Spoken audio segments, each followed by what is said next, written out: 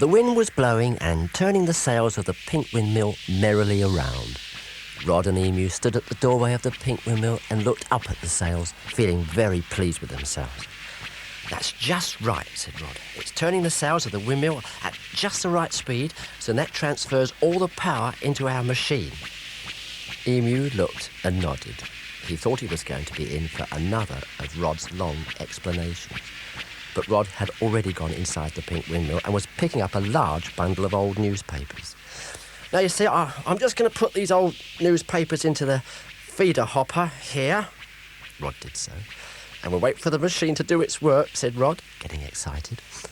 Of course, it wasn't long before there was a beep, beep, which said that the machine had done its work. Rod opened the chute and down tumbled sheets and sheets of plain paper. "There," said Rod. "You see, I've converted the machine just right. I put old newspaper into one end, and it comes out at the other end, all clean paper." Emu just looked. He could hardly believe his eyes. What did Rod want plain paper for? "There, fish and chip wrapping up paper," said Rod proudly. "I'm going to supply all the fish and chip shops in the world with this and make my fortune." Emu could hardly believe his ears. He had to laugh, and laugh he did, heartily. "You won't laugh when I'm the fish and chip wrapping up paper king," said Rod. "Come on, get some more old newspapers. We've got to make tons of this." Meanwhile, across the woods, through the forests, up the side of a craggy mountain, and in gloomy fortress, Grotbags was watching exactly what was going on through her grottoscope. Croc, her faithful, dim-witted crocodile assistant, was standing by her side. "Any sign of them brats yet, Your Royal Majesty, Grotbags?" "No, there's only that skinny beanpole Rod, and that lovely emu, of course." She turned away from the grottoscope. "I dare say those brats will be there soon. Oh, if it's one thing I can't stand, it's happy, singing, laughing, jolly, joyful brats." "Yes," said Croc. "If it's one thing Her Royal Majesty can't stand, it's happy, singing, jolly, laughing, joyful brats." "Oh!" Grotbags walloped him. "I've just said that." "Oh," said Croc, rubbing his head. "I wonder where I'd heard it." Croc, get the hovergrot ready.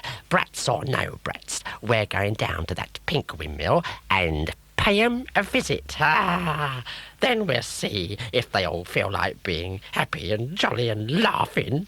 "Oh, yes, at once," said Croc, moving out of her range. "At once, Your Royal Phosphorescence. To hear is to obey." "I think I'm going to have a crawling day today," he said to himself, "because I don't want to get walloped any more." "And when we get there," Grotbags turned her attention back to the grottoscope, "it's going to be kitens for you, you dirty brats, blue eyes. Play it again, Sam." She looked down the grottoscope. "Here's looking at you, kid." Back at the pink windmill, the portrait of Rod's uncle, hanging up over the flower bins, suddenly said, "There's somebody at the door." "There's somebody at the door," said the moose's head, hanging over the sink. "Oh, there's somebody at the door," said the old grandfather clock, and soon anything that could sing, dance or jiggle in the pink windmill was all singing, "There's somebody at the door." "There's somebody at the door," said Rod, and they danced to the door to open it and admit the kids. "Hi, Rod. Hi, Emu," said the kids as they ran in. Emu noticed that every child was carrying a big bundle of old newspapers. "Here, Rod, you asked us to bring some old newspapers." I don't know what you're going to do with them," said Trina.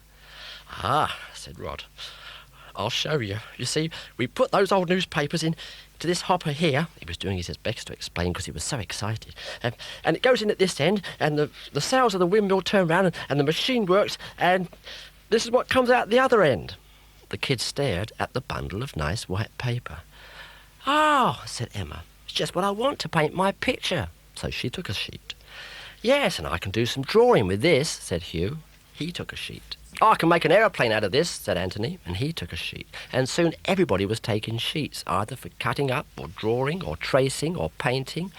Hey, wait a minute, said Rod. That's not for all that. This is for my new industry. I'm making fish and chip wrapping up paper. Of course, the kids all laughed heartily, just as Emu had laughed. Emu even joined in and laughed again. Oh, all right, said Rod. You laughed as well, didn't you, Emu, when I told you? Never mind. We can always make some more. Rod picked up the newspapers that the kids had brought, put them into the hopper, and waited for the machine to work. But it didn't. And there was no beep, beep. And when Rod opened the chute to see what had happened, all that there was a lot of mangled up newspaper. He went outside to look at the sails of the pink windmill. You've guessed it. The wind had dropped and the sails were still. Oh, dear. I wish there was some wind, said Rod.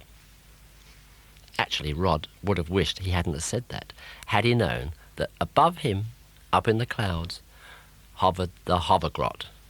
And you've guessed it, on board were Croc and Grotbags listening to every word he was saying. Oh, said Grotbags, so he wants wind, does he? Well, I'll give him some. And she aimed her bizazzer at the pink windmill and bizazz! It wasn't quite what Rod wanted. There was no wind outside the pink windmill. It was all inside the pink windmill.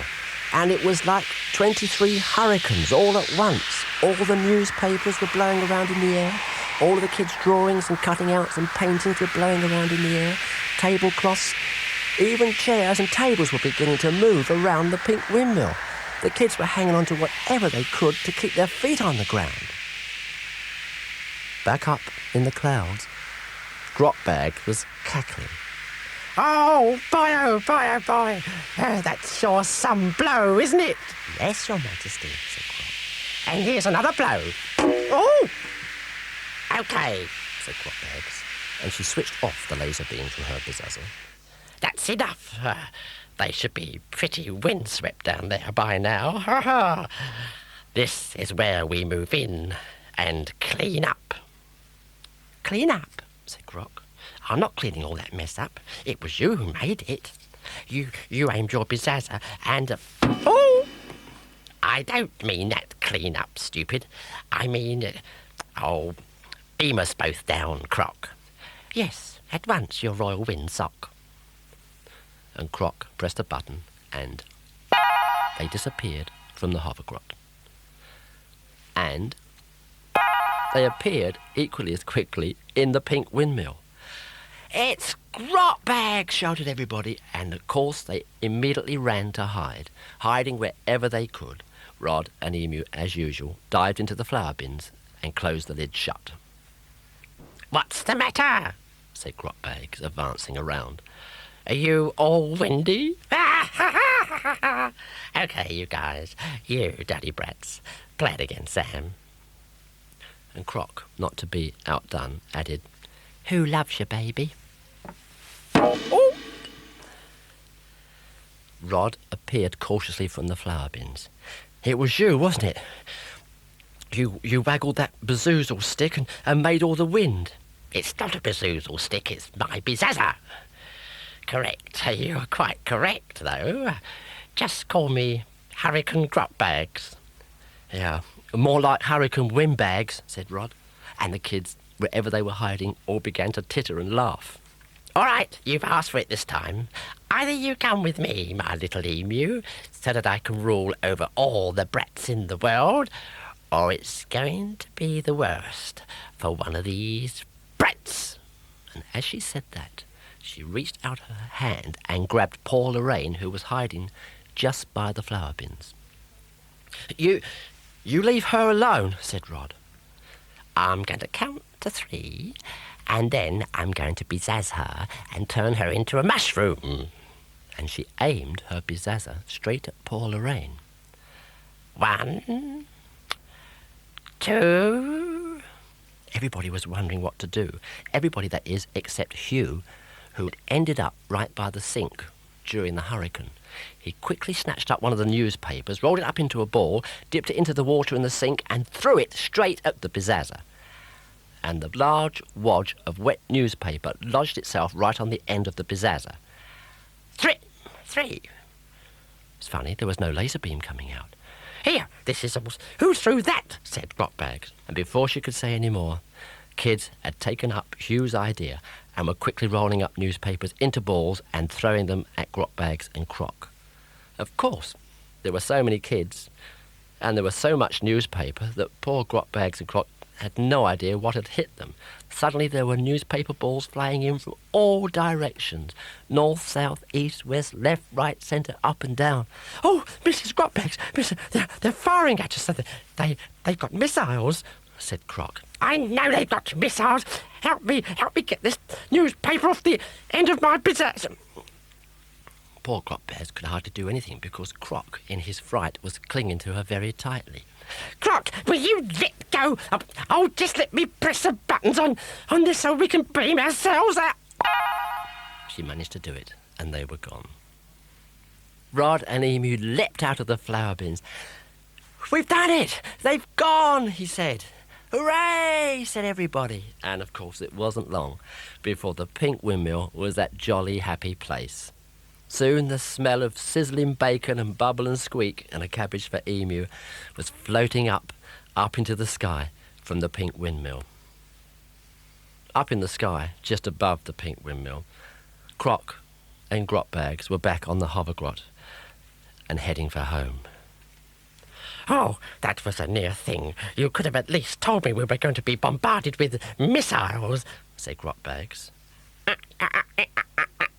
Muttered Croc. What are you gurgling about? Said Croc. Croc, when I talk to you, I want you to... Grotbags turned to look at Croc. He couldn't speak. His mouth was full of rolled-up newspaper balls. Grotbags looked at him and smiled. I've a good mind to leave them all in, she said. But then she had a better thought and went... said Croc, and added, Oh, that's the first time I've digested the news.